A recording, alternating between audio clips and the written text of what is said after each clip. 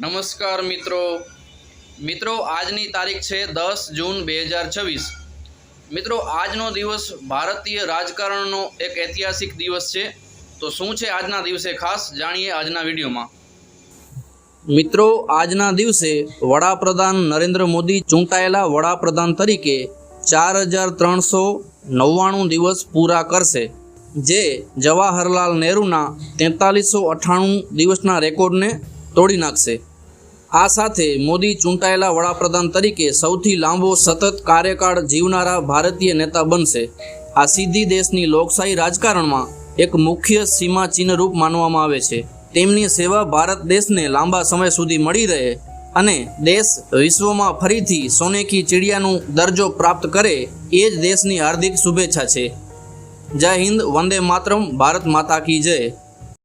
તો મિત્રો, આ રસપ્રદ માહિતી તમને સારી લાગી હોય તો વિડીયોને લાઈક કરી દેજો।